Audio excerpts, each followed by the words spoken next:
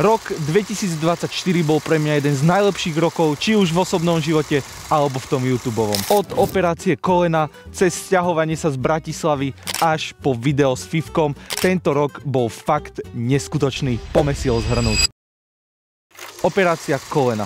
Stala sa v januári, operovali mi koleno, iba proste nejaká jednoduchá operácia. Áno, pol roka som nevedel hrať futbal ani nič robiť, takže jednoduchá operácia. Ale zase otvorilo mi to dvere v tvorení kontentu na YouTube. Prvé 2 týždne od operácie som síce nič nerobil, ale potom som sa rozhodol a mal som čas hlavne dávať videá každú stredu a nedeľu. Síce ako bolo to fajn. Vydržalo mi to asi do marca, pokým som nešiel do roboty. Ako vychádzalo mi to, každý týždeň ste tam mali nové video, do toho som ešte aj streamoval, ale ku koncu, už keď to posledné video vyšlo, tak už som bol taký, že ani nie že vyhorený, ako dá sa to považovať za to, že som už bol vyhorený. A tak som do toho strihal nejaké reakcie, nejaké kvízy a všetko, priznám si to aj ja, to bolo silené, pretože som potreboval dávať content a nikam ma to ani riadne neviedlo a nič mi to ani nedalo. Proste iba som si povedal, že toto je jednoduché na postrihanie, tak to idem natočiť a pacnem to tam, však niekto si to pozrie. A tento prístup ma už prestal baviť. A vtedy,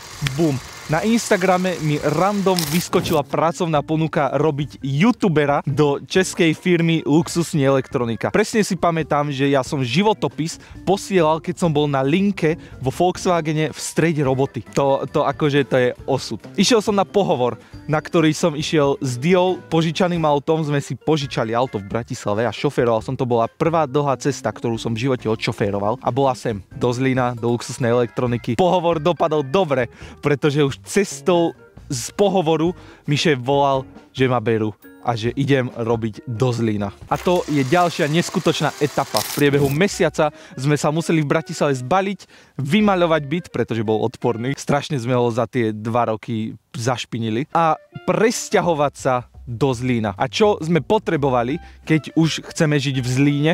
Auto. A kúpili sme si naše prvé auto. Je to Renault Megane z 2011. Špecifikácie vám tu nejdem vrajať, pretože ja sa do toho nevyznám. A proste robí to vrum vrum, takže je super a máme auto. No, ale potrebovali sme si ešte nájsť byt a našli sme si.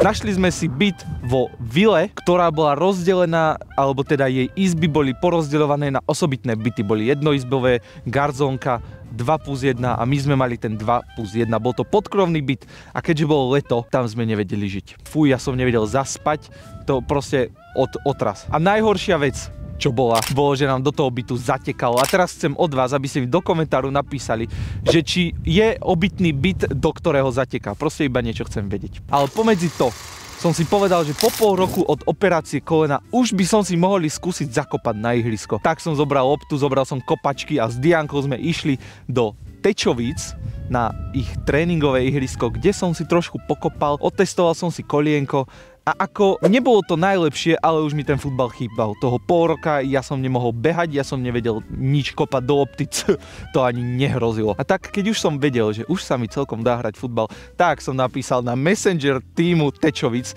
že či nehľadajú hráčov, že by som si veľmi rád zahral. A asi všetci vieme, ako to dopadlo. Pol roka už hrávam za TJ Sokol Tečovice, síce Bčko, ale asi najviac ma baví ten futbal, ako ma kedy bavil. Užívam si to, za toho pol roka som hral na každom jednom poste od pravého obrancu až po hroťáka, ale najviac mi sedí pravé krídlo a tešte sa na content tejto druhej polky sezóny, pretože niečo chystám. A poďme sa vrátiť späť k bytu. Potrebovali sme si veľmi rýchlo nájsť nový, keďže sme chceli rýchlo odísť z toho, kde zatekalo, tak som iba tak pozeral inzeráty a zrazu, že bum, 4+1. Zavolal som tam a išiel som na obhliadku. A ty, môj kokos, vysnívaný byt, 1 000 000 izieb, miesto na moju vlastnú pracovňu, obrovská telka, všetko krásne, moderné. A ja vravím Dii, lebo Dia so mnou tam nemohla byť a ja jej vravím, že to musíme. Je mi jedno ako, ale tam musíme ísť. A sme tam.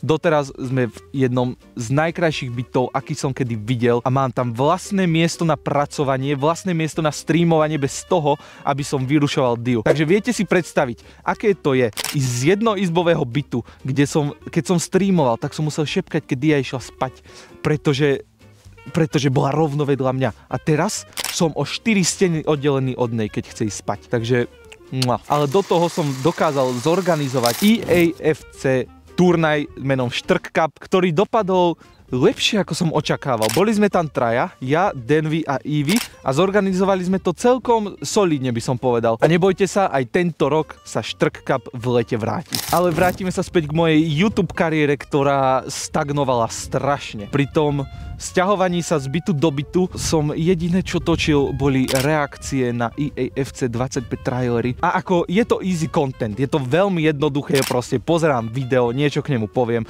za hodinu som ho mal zostrihané a už bol na YouTube. Ale proste nebolo to to, čo som chcel točiť. My máme s kamarátmi takú tradíciu, že vždycky v lete sa ide k Ivimu. Tak som si k Ivimu zobral kameru a že ideme z neho spraviť profesionálneho futbalistu. To video, ak si chcete pozrieť, bežte si ho pozrieť, je fakt, že neskutočné. A v ten moment mi docvaklo, že nechcem točiť reakcie, nechcem točiť hry. Hry si nechávam na streamy, to tam môže byť. Vtedy som si povedal, že idem na to a budem iba to točiť, žiadne reakcie, pretože ani ma to riadne nebaví. A na čo robiť niečo, čo hlavne mňa nebaví, proste je to zbytočné. Takže vyšlo video s Ivym a za mňa je to do dnešného dňa, alebo to vždy bude jedno z najlepších videí, pretože proste je to humoreska jak svinia. Vidieť Ivyho behať, kopať, driblingovať. Je to fakt super, bežte si to pozrieť. Verím, že poznáte Vidadu. A Vidadu, ja ich sledujem, robia tie rozhovory s rôznymi celebritami, ľuďmi a takto. A raz za čas tam vyskočí tá baba a povie, že neser na svoj kanál, blablabla. A bývalo tam, že spustili nejakú YouTube výzvu, do ktorej sa môžu zapojiť youtuberi menší, a oni im vlastne pomôžu, ak postúpia do toho ďalšieho kola. Ako som toho ešte povedala, ale my tu máme pre teba niečo, čo tu ešte nebolo. Vo videu sme práve oštartovali jedinečnú výzvu. Ak si tvorca, ktorý sa chce učiť novým veciam, zdokonalovať sa, tak táto výzva je určená pre teba. Pomôžeme ti v tom úplne zadarmo. Ak sa chceš stať kvalitným a úspešným tvorcom, stačí, ak sa pridáš na náš Discord a pôjdeš do miestnosti YouTube výzva. Viac info nájdeš v popise. A teraz späť k rozhovoru. Tak ja som tam napísal iba tak zase. Proste som napísal niečo o sebe, poslal som im kanál, blablabla. Na konci, keď skončila tá výzva, mi prišiel mail, že ma vybrali do ďalšieho kola. A ja, že OK. Chceli tam odo mňa iba, že či mám čas, či proste s tým súhlasím. A ja, že áno. O ďalší týždeň, alebo mesiac, alebo niečo. Mi prišlo, že som vo finále a že teraz budem mať 10 kurzov od Vidadu a budeme spojení a konzultácie z Vidadu, kde mi budú pomáhať. Takže aktuálne mám konzultácie a takú spoluprácu z Vidadu, čo je ako pre mňa osobne a pre môj YouTube kanál veľmi, veľmi neskutočná vec. A toľko vecí, čo som sa za ten mesiac, dva už u nich naučil. Proste ďakujem aj za túto možnosť a je to fakt, že neskutočné. A tento rok je wow. A to sme ešte neskončili. Toľko vecí, čo sa ešte stalo za posledné 2-3 mesiace. Začalo to všetko, napodobňujem góly z Eura 2024. Tiež zobral som 2 kamery z roboty, zobral som Dianku a ideme si zakopať na bránu a idem napodobniť nejaké góly, čo som si vybral. Jeden z nich som úplne odflakol, čo som zistil až v postprodukcii, ale tie ostatné 2 akože jedny z najkrajších gólov, čo som kedy dal. A to fakt, že nežartujem. Boli ale to vravím o tom, pretože to bol taký ten prvý po Ivyho videu, taký prvý skok do IRL videí, IRL futbalových výziev a takto. A potom som si povedal, že baví ma pozerať, kde ľudia kupujú nejaké veci z tému a že dá sa to dať aj do futbalového hľadiska. A tak som objednal najlacnejšie kopačky z tému a proste to video je tiež super. Testujem najlacnejšie kopačky. Jeden z vás má tie kopačky doma na poličke, čo stále mi píše, že áno, sú tam. Takže som rád. A to bol taký druhý krôčik do toho ponorenia do IRL kontentu, ale čo ma úplne pohltilo do toho a ja môžem povedať, že ja som dokázal nájsť niečo, vymyslieť content, ktorý nikto ešte ako v takomto hľadisku na YouTube nerobí, a to je séria Zabudnuté trávniky. Nebojte sa, vráti sa. Ale táto séria je o tom, že hľadám ihriska a futbalové kluby, ktoré už neexistujú. Ideme sa pozrieť na ich ihrisko, poviem niečo o ich histórii a na konci ho zhodnotím. Za mňa akože prvý diel zo Slepčian je veľmi vydarený. A ja som sa osobne veľmi na ňom naučil veci. A je to prvé video, na ktoré som si fakt, že spravil prípravu, scenár, body.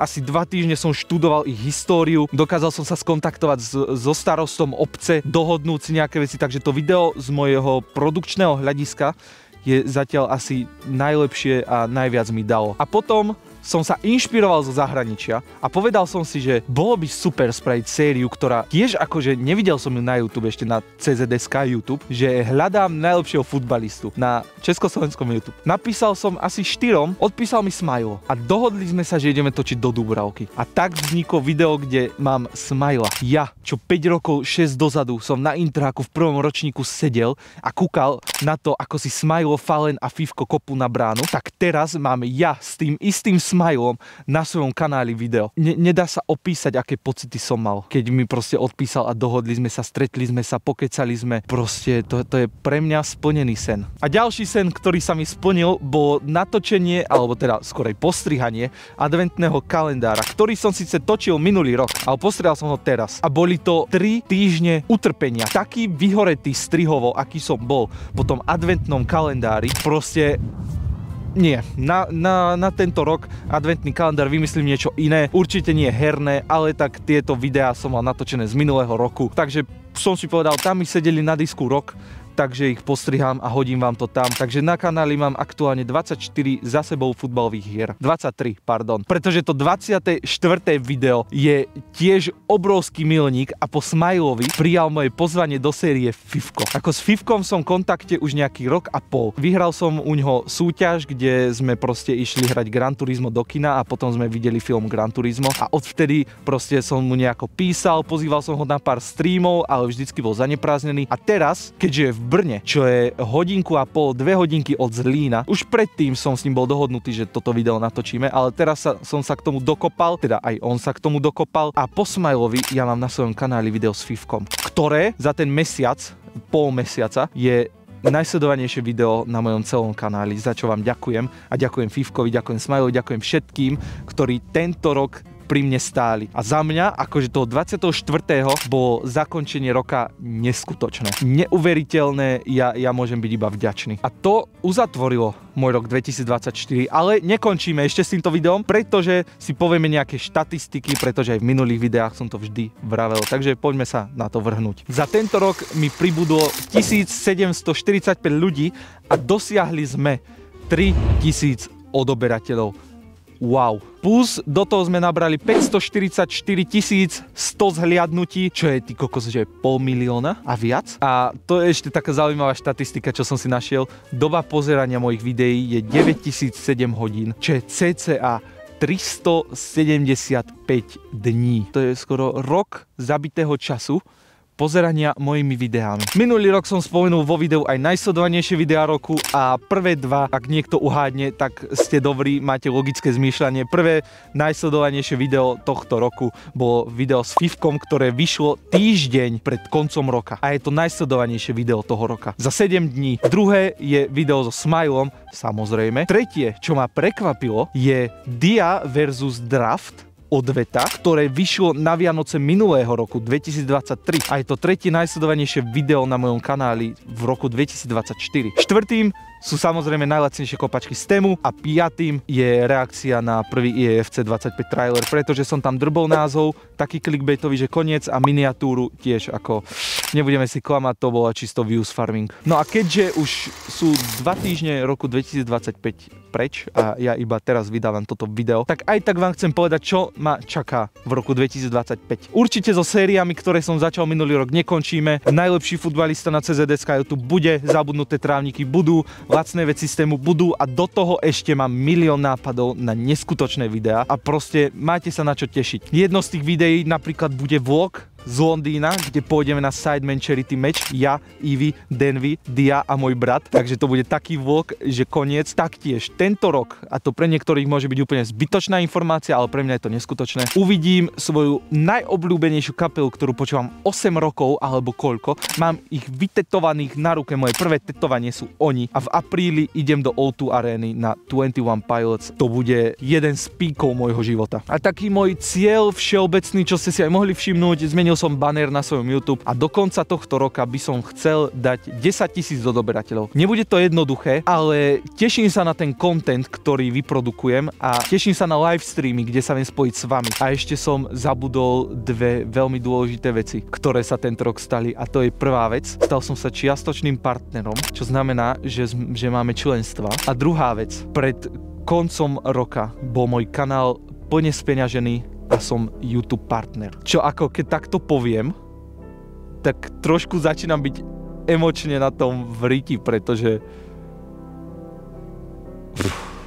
fakt proste ďakujem vám, že ste tu boli so mnou aj tento rok. Ďakujem, že to bol jeden z najkrajších rokov, aké som kedy mal a verím, že ďalšie roky budú ešte lepšie a že pri mne ostanete a že Ďakujem vám. Všetkým.